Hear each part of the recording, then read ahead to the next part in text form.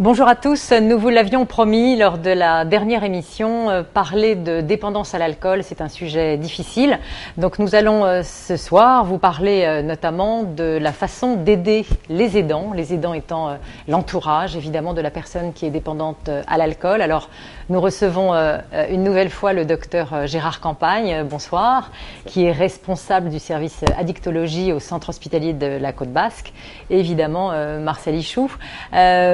Alors, aider les aidants, ce n'est plus aider le malade, c'est aider la famille ou l'entourage du malade pour savoir quelle attitude adopter. Et j'aurais envie de vous poser peut-être la première question que vous posent les aidants. Quand on vit peut-être avec quelqu'un qui est dépendant, il faut tout cacher au niveau de l'alcool à la maison. Est-ce que c'est déjà une solution? Oui. Ou surtout pas la bonne? Oui, avant de rentrer un petit peu dans les détails, il faut donner un nom à cet entourage, et cet entourage, on les appelle les codépendants. Les codépendants. Les codépendants, c'est-à-dire ce sont des personnes qui souffrent de la dépendance dans notre individu. Sans être dépendants eux-mêmes. Non, et qui sont dépendants de la maladie. D'accord, de leur conjoint ou ami. Voilà. Ils sont dépendants, donc ils en souffrent. D'accord. C'est extrêmement difficile. Ils passent par diverses étapes, comme peut le passer le patient qui est plus ou moins motivé à se faire soigner, la famille aussi. L'entourage passe par diverses étapes et finalement souffre terriblement.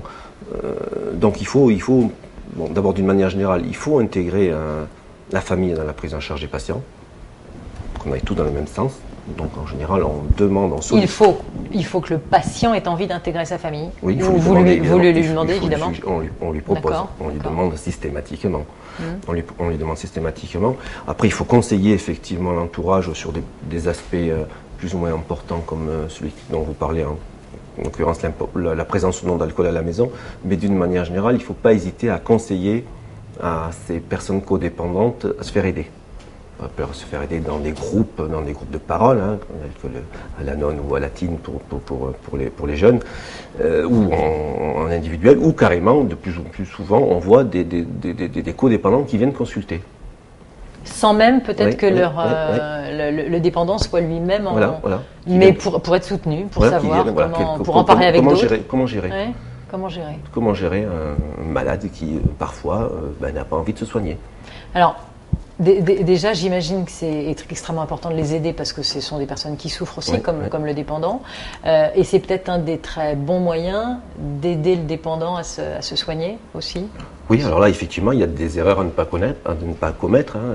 Et c'est un peu notre rôle que d'ouvrir les yeux à l'entourage. Et le principe à respecter dans ce domaine-là, c'est que si le malade n'est pas responsable de sa maladie, il est responsable de son adhésion ou pas aux soins. Donc nous, professionnels, nous proposons des soins, le malade y adhère ou pas. Et l'entourage, souvent, a tendance à déresponsabiliser, à infantiliser le malade. Et donc nous, notre travail, justement, c'était de laisser sa place au patient, le laisser prendre ses responsabilités en demandant à l'entourage de prendre un peu de distance, un peu de recul et de penser d'abord à soi. C'est pas eux d'amener le médicament qu'il doit prendre en période de sevrage, certainement pas. Non. D'accord. Sûrement pas, non. Mais là, je parle d'une manière beaucoup plus globale. Oui, bien sûr. C'est sur tous les soins, il faut vraiment le responsabiliser. C'est-à-dire que le patient, en gros, doit assumer ce qu'il fait. Tant que l'entourage palliera aux carences, aux difficultés du malade, il n'y a aucune raison que le malade arrête de boire. Oui, mais dans son contexte global, si le patient, vous parlez de l'entourage, si c'est un patient infantilisé par exemple, il n'est pas infantilisé que sur l'alcool. Oui, évidemment. Non, parce que pourquoi je vous pose cette question, c'est parce que derrière l'alcool et l'addiction à l'alcool, il y a tout un environnement, c'est une autre façon de vivre. Tout à fait. Et on remet en cause justement ces relations. Tout à fait. Et c'est là où c'est peut-être plus... mais je ne dis pas que c'est facile. Non, mais on sait bien que c'est simplement pour ouvrir des pistes. Ça veut Comme dire vous disiez que le dépendant doit souvent changer ou réorganiser sa façon de vivre, le codépendant également. Exactement. Donc, vous demandez aux codépendants aussi d'entrer dans ce changement global de paradigme. Face à une situation qui est figée et qui est c'est la stratégie du changement. Difficile et dramatique, il faut savoir prendre des distances et l'entourage doit savoir se préserver, penser à lui et laisser le patient s'occuper de lui-même, ou ne pas s'en occuper d'ailleurs.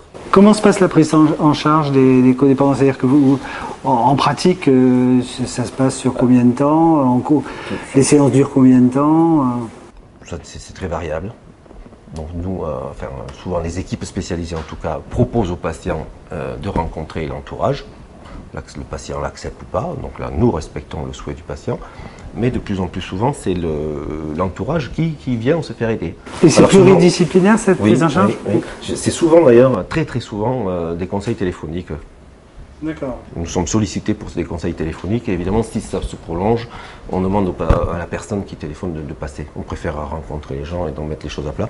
Et après, si le patient souhaite une prise en charge, on essaie de l'orienter vers une autre équipe pour éviter les interférences. Entre la prise en charge du patient et des accompagnants. Voilà.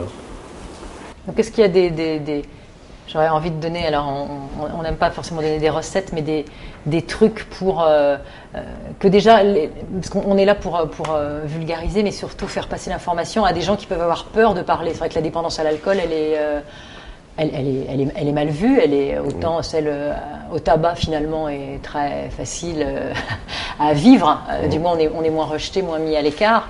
Quand on est dépendant à l'alcool, c'est beaucoup plus compliqué, donc j'imagine que ce soit pour les familles et pour les dépendants. Ils viennent donc vous voir pour être aidés et c'est cet accompagnement qui peut peut-être aider aussi, parce que vous disiez responsabiliser, être responsable de sa maladie, c'est assumer ce qu'on... Et c'est peut-être ça aussi la première des étapes. Exactement. L'objectif de prendre en charge la famille avec l'accord du patient, c'est de créer une sorte d'alliance thérapeutique. On est tout dans le même sens. Je veux dire, si nous, en tant que soignants, on préconise aux patients de se prendre en charge et que la famille infantilise le patient en le surveillant, en le contrôlant, c'est absolument contre-productif. Donc là, on a des informations à donner à la famille sur ce qu'est la dépendance et aussi les erreurs à éviter dans la prise en charge. Elles sont relativement nombreuses. Vous parliez par exemple tout à l'heure de la présence ou non de l'alcool à la maison. C'est quelque chose qui doit être discuté entre le patient et sa famille. On n'a pas de solution. On n'a pas de recette. Donc, chez certains, il sera admis qu'il y ait de l'alcool pour recevoir les invités, etc. Chez d'autres, ça sera banni, mais ça doit se discuter et ça doit se faire en connaissance de cause. Et éventuellement, ils en discutent avec vous. On peut les aider. On peut effectivement les aider à choisir. Alors ça, c'est un domaine précis, mais on peut les aider aussi dans d'autres domaines. Donc je crois qu'un des grands messages, c'est ça, c'est que les aidants n'aient pas peur de se faire aider, vraiment, c'est ça. C'est-à-dire que s'ils veulent combattre et aider leur ami, leur conjoint, c'est prendre des mesures, venir vous voir, vous les spécialistes, pour savoir comment on fait, quoi, en fait. Exactement. Comment on change et on passe dans cette nouvelle vie. Enfin, et les résultats, parce que vous me parliez de chiffres quand même sur la côte basque, je crois que ça fait quand même du monde, une population importante. C'est une pathologie qui est... L'alcoolodépendance est une maladie grave, une longue maladie et extrêmement fréquente. On estime qu'il y a entre 10 et 15 000 alcoolodépendants sur la côte basque. En extrapolant les données nationales à la population du Pays basque, ça fait entre 10 et 15 000 personnes. Oui, c'est beaucoup de monde. C'est une maladie avec les conséquences que vous connaissez. Tant au niveau de la parce qu'on parle morbidité du tabac qui crée 60 décès par an, c'est 45 000 quand même pour le tabac, donc c'est vraiment très important. C'est au moins autant pour l'alcool, même si les données sont assez imprécises, mais c'est un très très très gros problème. Et, il faut se dire ce qui est aussi une insuffisance dans l'offre de soins, d'une manière générale. Et alors quand il y a une intoxication alcoolo-tabagique, vous faites comment? Comme d'habitude, on demande l'avis du patient. Parce que ça, c'est une constante aussi dans la prise en charge des alcoolodépendants.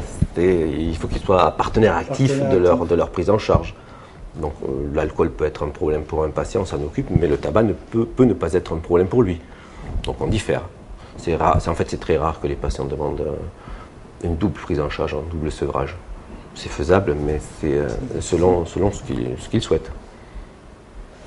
Oui, donc on fait pas à pas ce que l'on peut faire. En tout cas, je crois que c'était pas mal d'espoir. Et ce qu'on voulait vous dire aujourd'hui, je crois, c'est vous n'êtes pas seul et vous avez des tas et d'ailleurs en dehors du centre hospitalier de la Côte Basque, il y a aussi des associations, j'imagine, des tas d'associations qui travaillent très très bien, que ce soit les alcooliques anonymes. Enfin, évidemment, quand on veut avoir les informations, il y en a multiples. En tout cas, merci beaucoup, messieurs. Vous pouvez nous retrouver les émissions de TVPI sur notre site internet www.plateforme-santé.fr.